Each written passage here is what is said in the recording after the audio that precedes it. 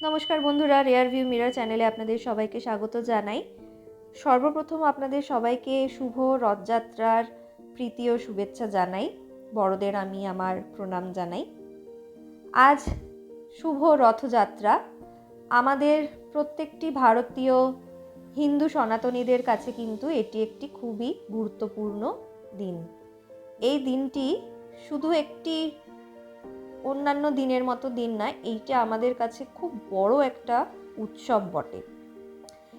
এই উৎসবের দিন কিন্তু আমরা নর্মালি বাড়িতে সারাক্ষণ টিভিতে পুরীর শ্রী জগন্নাথ দেব দর্শন করার জন্য হাঁ করে বসে থাকি, যারা পুরী যেতে পারি না। আর সারাদিন টিভিতে দেখার পর সন্ধেবেলা মোটামুটি সবসময় চেষ্টা করি যে বাড়ির আশপাশে যেখানে যে মন্দির আছে সেখানে গিয়ে অন্তত একবার দর্শন করে আসার।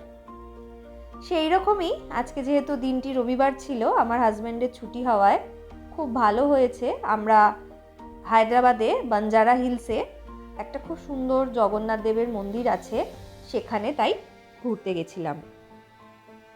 ঠাকুর দর্শন করতে গিয়ে দেখতে পেলাম যে কত বাঙালি আর ওড়িয়া সব লোকজন থাকেন হায়দ্রাবাদে।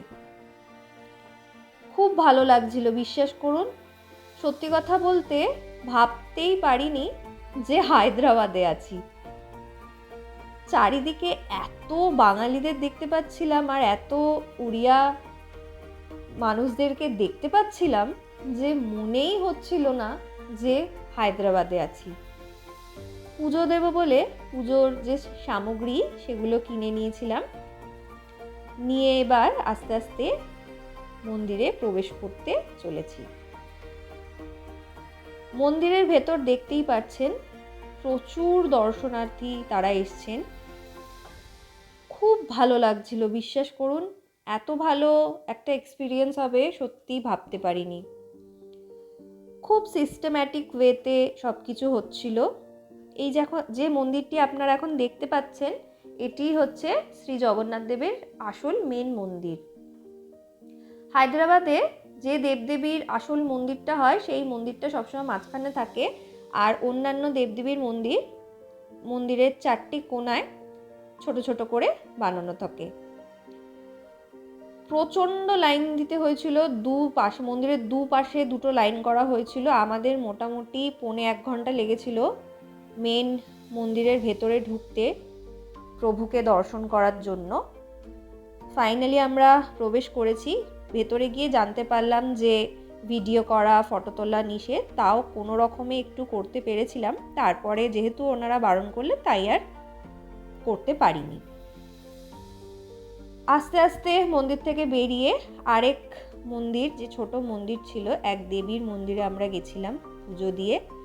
তারপর সবশেষে গণেশ ঠাকুরের দর্শন করে আস্তে আস্তে আমরা বেরিয়ে পড়েছিলাম মন্দির থেকে বাড়ি ফেরার উদ্দেশ্যে। খুব ভালো কাটলো আজকের দিনটা। সত্যি ভাবিনি এত ভালো একটা অভিজ্ঞতা হবে এখানে এসে। মনে হচ্ছিল ঠিক যেমন আমরা কলকাতায় দুর্গা পুজোর সময় লাইন দিয়ে 1 ঘন্টা ধরে লাইন দিয়ে ঠাকুর দেখতে যাই, ঠিক সেই রকমই একটা অভিজ্ঞতা যেন মনে হলো আমার এখানেও হলো। আমার আজকের এই ছোট্ট ব্লগ আপনাদের কেমন লাগলো অবশ্যই আমাকে জানাতে ভুলবেন না।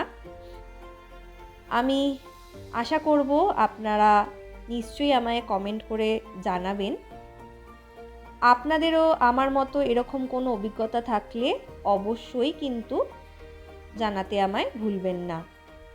আমার চ্যানেলের পাশে থাকার জন্য অনেক অনেক ধন্যবাদ।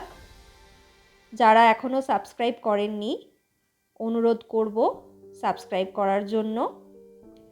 লাইক, শেয়ার আর একটা কমেন্ট কিন্তু অবশ্যই করবেন।